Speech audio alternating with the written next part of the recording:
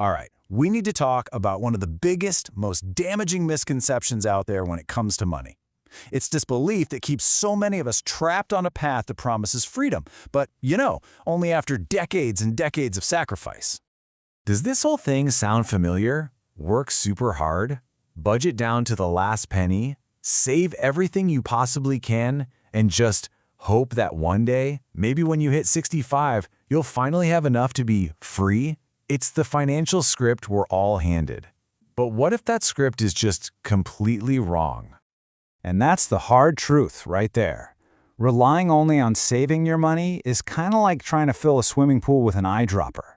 The math just doesn't work for most of us, not in a time frame that feels meaningful.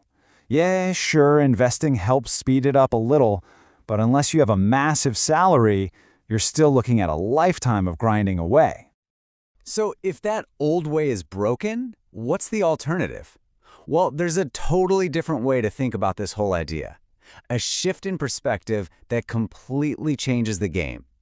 It's a secret that focuses less on some far-off destination and way more on the journey itself. So, what's this big secret? It all starts by realizing that most of us are asking the completely wrong question. We obsess over, how much money do I need to be free, when we should be asking, how do I want to actually live my life? Okay, let's break this down. On one side, you've got financial freedom. Think of that as the destination, that magic point where work becomes totally optional. But on the other side, you have time freedom, and that's all about the journey. It's about having control of your schedule, your location, and your life, like right now. And honestly, when most people say they want financial freedom, what they're really, truly craving is time freedom. This right here, this is the core idea. The method you use to make money dictates your freedom. The how defines your quality of life way, way more than the how much. Take this example, right? You've got a corporate lawyer and a remote developer. They might earn the exact same high income, say 10 grand a month. But the lawyer is chained to the office, zero control over their time. The developer, though, they can work from anywhere, anytime they want. Same finances, but their actual day-to-day freedom, worlds apart. So this brings us to a really useful framework we can call the Freedom Profile. It's basically a way to size up any job or business, not just by the paycheck, but by how it actually impacts your life. So how do you measure this? Well, you can rate any income stream on these 4 Fs. Is it fun? I mean, do you actually enjoy it? Does it offer flexibility? Can you control your schedule? Do you find fulfillment in the work? And of course, how are the finances? The real goal is to find something that scores high on all of these, not just on that last one. Okay, so if that's the goal, what's the best vehicle to get you there? For a lot of people, the answer is something called a lifestyle business. Now, this is totally different from a traditional startup that's obsessed with billion-dollar valuations and getting venture capital money. A lifestyle business has a very different goal. It's built specifically to support the life you want to live. It's about optimizing for freedom, not just for endless growth. And this makes entrepreneurship feel so much more, doable, right? You're not trying to build the next Amazon or Google. You're just trying to create a system that replaces your salary and gives you back control over your time. You can achieve that time freedom we talked about long before you'd ever hit traditional retirement. All right, that sounds great, but where in the world do you even start? The key is to completely flip the script on how most people think about coming up with business ideas. Okay, so this is what most people do. They start with a solution. They think, I've got a great idea for an app, or I'll build a cool new product. Then they have to go hunt for a problem that it might solve and then try to find a person who has that problem. This is playing business on hard mode, and let me tell you, it almost always fails. But the right way, what we could call easy mode, flips that entire process on its head. You start with the person. Specifically, you find people or businesses who actually have money to spend.